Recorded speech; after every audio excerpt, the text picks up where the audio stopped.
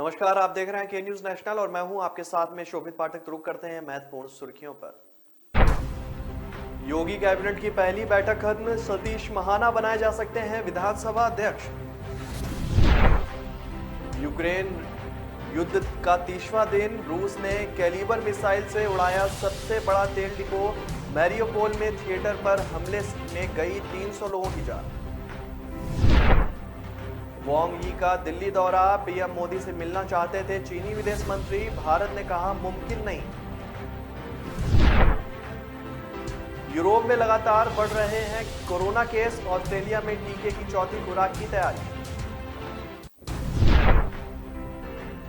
3 गुना तेजी से बढ़ा बच्चों का टीकाकरण, 9 दिन में 25% को लगा टीका। योगी आदित्यनाथ ने दूसरी बार उत्तर प्रदेश के मुख्यमंत्री पद की शपथ ली है और इसके साथ ही वे प्रदेश के पहले ऐसे मुख्यमंत्री बन गए हैं जिन्होंने 5 साल के बाद दूसरा कार्यकाल शुरू किया है। गुरुवार को योगी आदित्यनाथ ने सर्वसम्मत से विधायक दल का उन्हें नेता चुने जाने के बाद राज्यपाल आनंदीबेन पटेल के सामने सरकार बनाने का दावा पेश किया। प्रधानमंत्री नरेंद्र मोदी के नजदीकी अफसर रहे अरविंद कुमार शर्मा ने कैबिनेट मंत्री पद की शपथ ली। बीते करीब 1.5 वर्ष से ही चर्चा हो रही थी कि वह योगी कैबिनेट में महत्वपूर्ण जिम्मेदारी संभालेंगे। कोरोना की दूसरी लहर के दौरान वाराणसी व आसपास के क्षेत्र में उनके कुशल प्रबंधन की काफी तारीफ भी हुई थी। ए.के. शर्मा 1988 बैच के आईएएस अफसर है।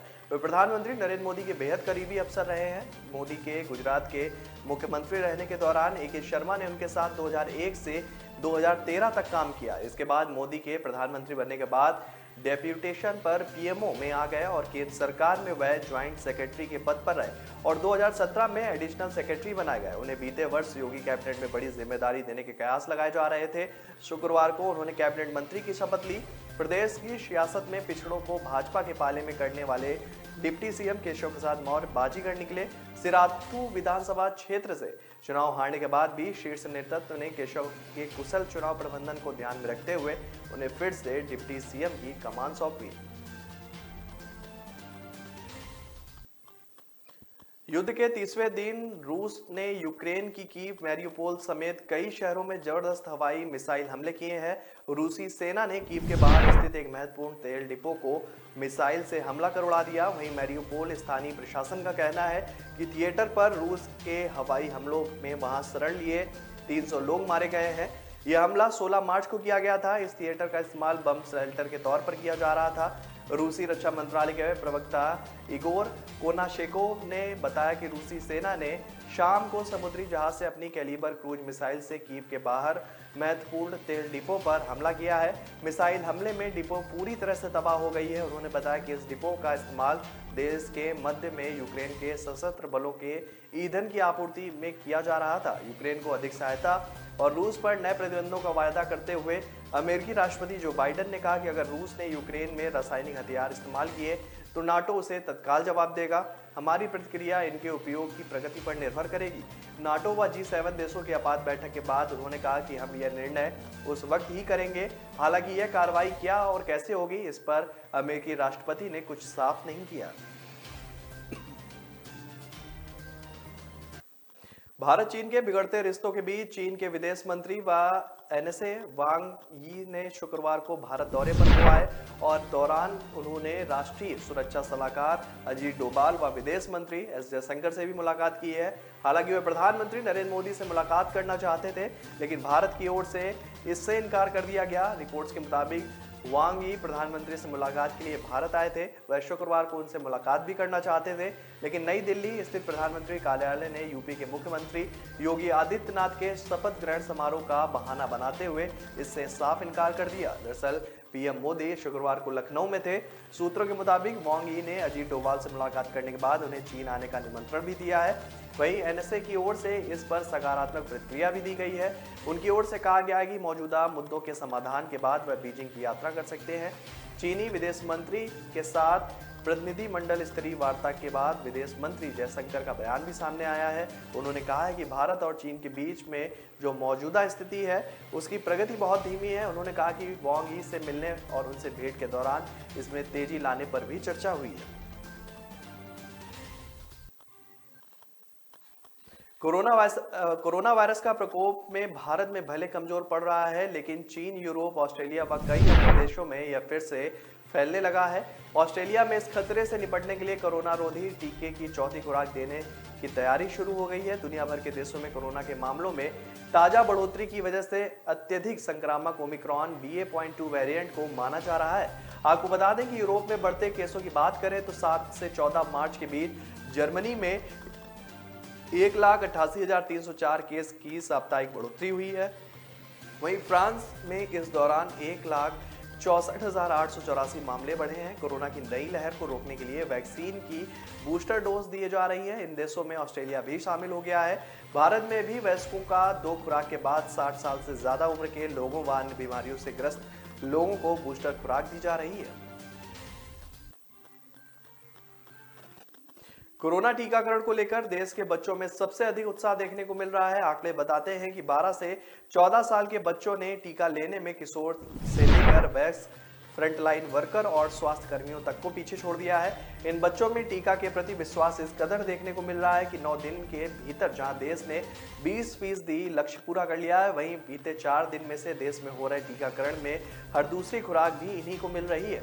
आपको बता दें कि कोविन वेबसाइट पर ही अब इस आयु के 1 करोड़ से ज्यादा बच्चों ने टीका लेने के लिए अपॉइंटमेंट लिया है, जो कुल अनुमानित संख्या की तुलना में करीब 25% है।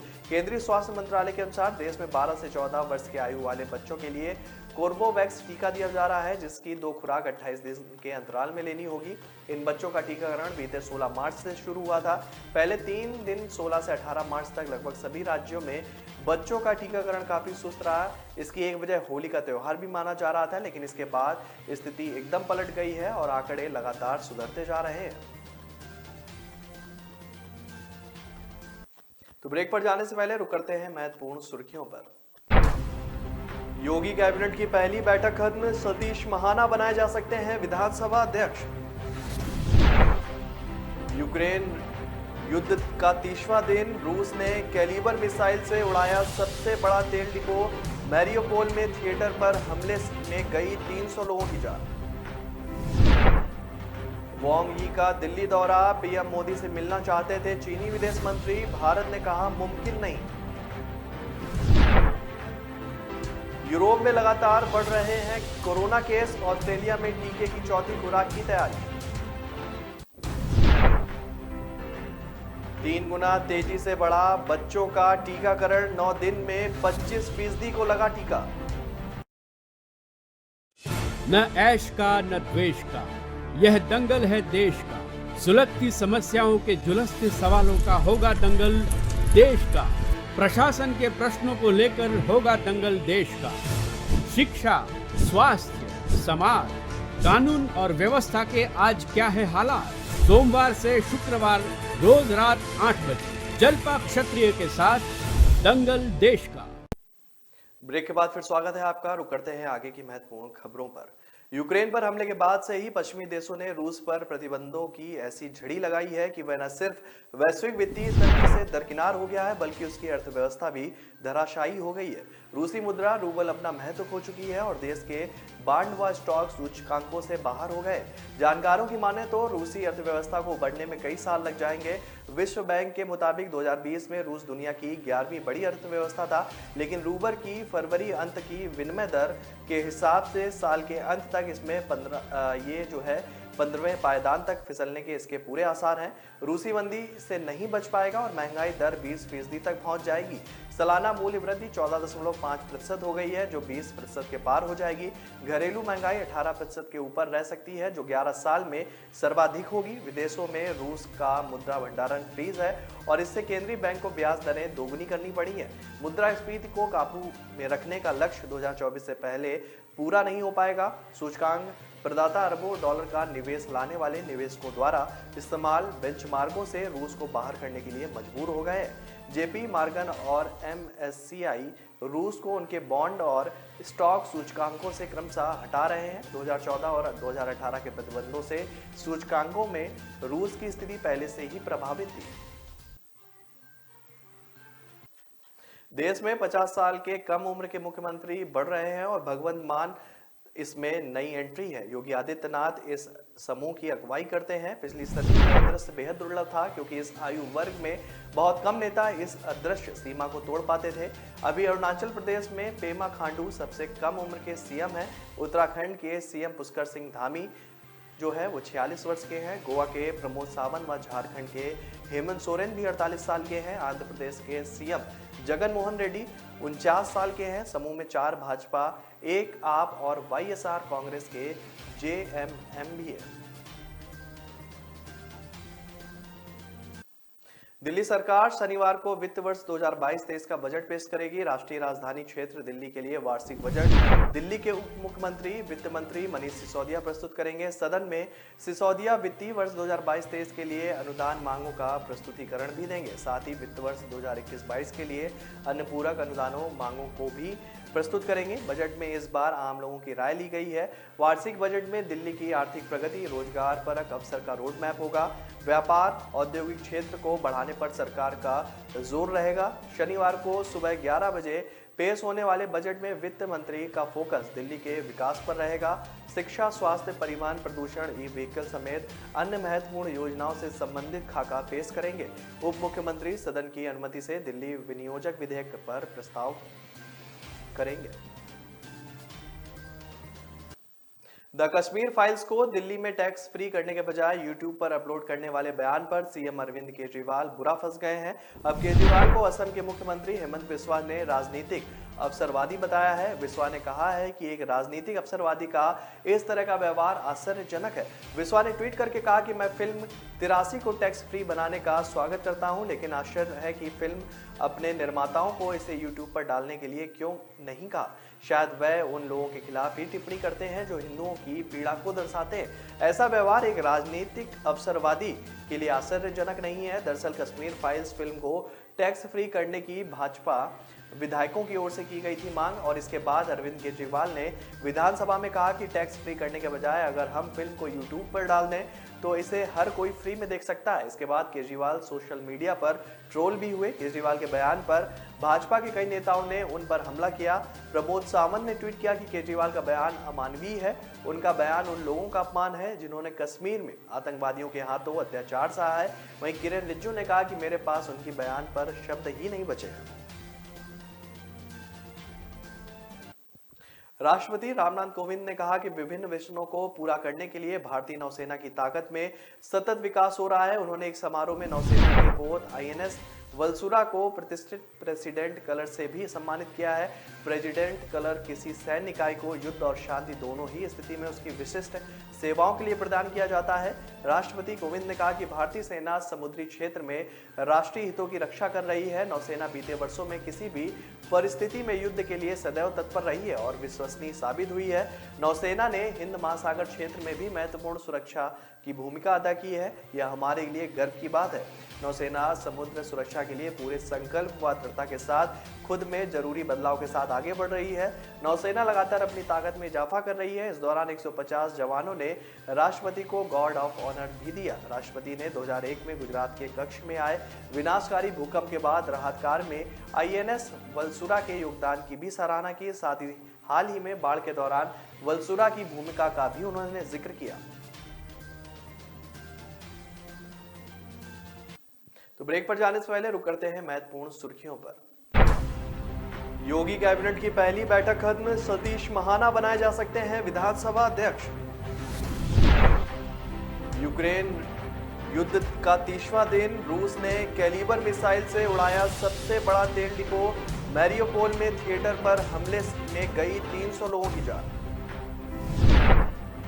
वांग यी का दिल्ली दौरा, पीएम मोदी से मिलना चाहते थे चीनी विदेश मंत्री, भारत ने कहा मुमकिन नहीं।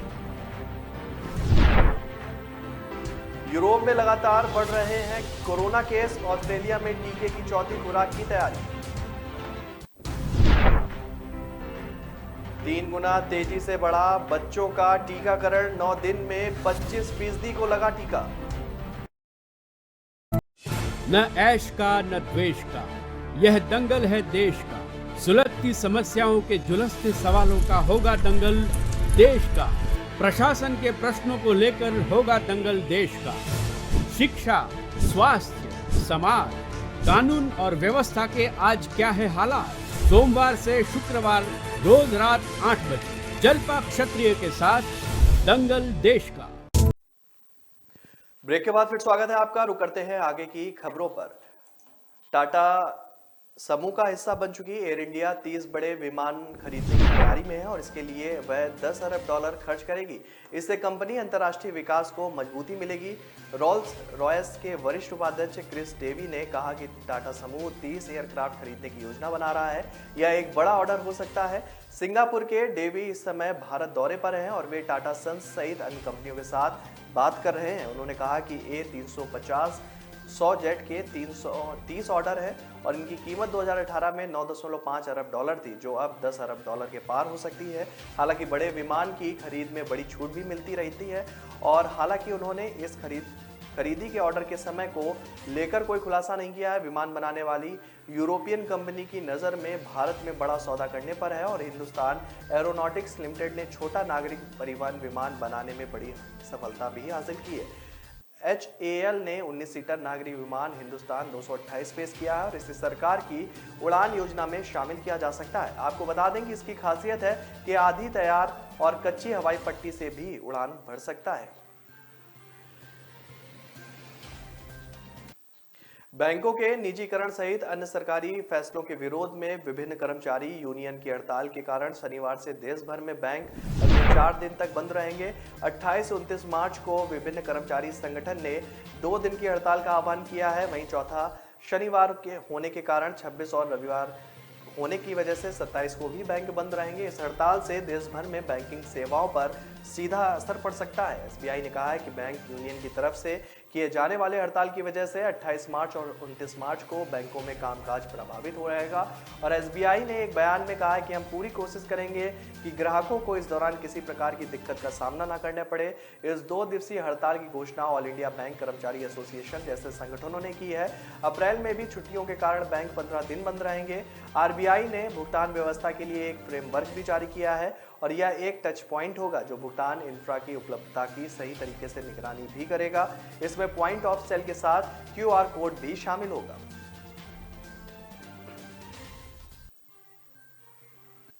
राष्ट्रीय स्वयंसेवक संघ ने 1990 में सिर्फ कश्मीरी हिंदुओं को ही नहीं बल्कि मुस्लिमों को भी मदद की थी। संघ के वरिष्ठ नेता अरुण कुमार ने कहा है कि 1990 में जम्मू कश्मीर में आतंकवाद चरम पर था और उस वक्त संघ सरकार पर घाटी को सेना को सौंपने, कश्मीर के लोगों को बचाने के लिए राष्ट्रव्यापी जागरूकता कायम करने जैसे विभिन्न पहलुओं पर काम कर रहा था। अरुण कुमार ने कहा कि आतंकियों ने जब हिंदुओं के घाटी छोड़ने के बाद मुस्लिमों को निशाना बनाना शुरू किया, तब संघ ने मुस्लिमों की मदद के लिए सेवाएं देना शुरू किया। संघ के संयुक्त महासचिव अरुण कुमार जो हैं वो RSS के पुस्तक के अनावरण कार्यक्रम में बोल रहे थे। उन्होंने कहा कि आज़ादी के बाद से संघ के खिलाफ एक गलत धारणा कायम की गई है। यह फासीवादी और हिंदू उग्रवादी संगठन है। ऐसे ही परिस्थितिक तंत्र भी अभी भी संघ के बारे में गलत जानकारी फैला रहा है। इसके बावजूद संघ जम्मू कश्मीर, पंजाब, उत्तर पूर्व में संघर्षों को खत्म करने के लिए काम कर रहा है। कुमार ने कहा कि ऐसा इसलिए क्योंकि संघ समाज के मतभेदों को संघर्ष के तौर पर नहीं देखता। हमने कभी भी विविधता को विभाजन नहीं माना। हमने कभी भी इसे समाज को बांटने का कारण नहीं समझा। संघ ने हमेशा विविधता में एकता को ही देखा है और यही हमारी मूल धारणा भी है। अरुणाचल प्रदेश के पौगिंग में शुक्रवार रात भूकंप के झटके महसूस किए गए। नेशनल सेंटर फॉर सिस्मोलॉजी के मुताबिक भूकंप के झटके रात करीब 10 बजे महसूस किए गए। रिएक्टर स्केल पर भूकंप की तीव्रता 5.1 नापी गई है। नेशनल सेंटर फॉर सिस्मोलॉजी ने भूकंप की पुष्टि भी की है। भूकंप के आने की मुख्य वजह धरती के अंदर प्लेटों का टकराना है। धरती के भीतर 7 प्लेट होती हैं जो लगातार घूमती रहती हैं। जब ये प्लेट किसी जगह पर आपस में टकराती हैं तो वहाँ फॉल्ट लाइन जोन बन जाता है और सतह के कोने मुड़ जाते हैं। सतह के कोने मुड़ने की वजह से वहां दबाव बनता है और प्लेट टूटने लगती है। इस प्लेट के टूटने से अंदर की एनर्जी बाहर आने का रास्ता खोजती है, जिसकी वजह से धरती हिलती है और हम इसे भूकंप मानते हैं। रिएक्टर स्केल पर 2 दशमलव से कम तीव्रता वाले भूकंप को माइक्रो कैटेगरी में रखा जाता है। यह भूकंप महसूस नहीं किए जा सकते। रिएक्टर स्केल पर माइक्रो कैटेगरी के 8000 भूकंप दुनिया भर में रोज दर्ज किए जाते हैं। इस तरह 2 से 2.9 तीव्रता वाले भूकंप को माइनर कैटेगरी में रखा जाता है। ऐसे 1000 भूकंप प्रतिदिन आते हैं और इसे भी सामान्य तौर पर हम महसूस नहीं करते। वेरी लाइट कैटेगरी के भूकंप 3 से 3.9 की तीव्रता वाले होते हैं। देशवासियों को ईंधन व गैस के मूल्य में बढ़ोतरी के बाद महंगाई की एक और बूस्टर खुराक मिलने वाली है। 1 अप्रैल से 800 आवश्यक दवाओं की कीमतों में 10.7% की बढ़ोतरी होने वाली है। इसमें बुखार की बुनियादी दवा पैरासीटामोल भी शामिल है। राष्ट्रीय दवा मूल्य निर्धारक प्राधिकरण ने शुक्रवार को इन दवाओं के थोक मूल्य सूचकांक में बदलाव को मंजूरी भी दी है और इसका मतलब है कि 1 अप्रैल से करीब 800 आवश्यक दवाओं की कीमतें बढ़ जाएंगी। ये वो दवाएं हैं जो अधिकांश आम बीमारियों के इलाज के काम आती हैं। एनपीपीए के नोटिस में कहा गया है कि वाणिज्य और उद्योग मंत्रालय के आर्थिक सलाहकार कार्यालय द्वारा उपलब्ध कराए गए थोक मूल्य सूचकांक के आंकड़ों के आधार पर दवाओं के मूल्य में 10.76% की बढ़ोतरी की इजाजत दी गई है। ड्रग आदेश 2013 के प्रावधानों के अनुसार यह फैसला किया गया है कि इस तरह 1 अप्रैल से बुखार संक्रमण, हृदय रोग, उच्च रक्तचाप, चर्म रोग व खून की कमी जैसे रोगों के उपचार के काम आने वाली दवाएं महंगी हो जाएंगी। इन दवाओं के ड्रग जैसे पैरासीटामोल, फेनोबार्बिटोल और फिनाइटोइन जैसे जो दवाएं हैं वो इनमें शामिल हैं। तो फिलहाल इस बुलेटिन में मेरे साथ इतना ही। आगे की खबरों के लिए बने रहिए के न्यूज नेशनल के साथ। तब तक के लिए नमस्कार। योगी कैबिनेट की पहली बैठक खत्म, सतीश महाना बनाए जा सकते हैं विधानसभा अध्यक्ष। यूक्रेन युद्ध का 30वां दिन, रूस ने कैलिबर मिसाइल से उड़ाया सबसे बड़ा तेल डिपो। मैरियोपोल में थिएटर पर हमले में गई 300 लोगों की जान। वांग यी का दिल्ली दौरा, पीएम मोदी से मिलना चाहते थे चीनी विदेश मंत्री, भारत ने कहा मुमकिन नहीं। यूरोप में लगातार बढ़ रहे हैं कोरोना केस, ऑस्ट्रेलिया में टीके की चौथी खुराक की तैयारी। 3 गुना तेजी से बढ़ा बच्चों का टीकाकरण, 9 दिन में 25% को लगा टीका।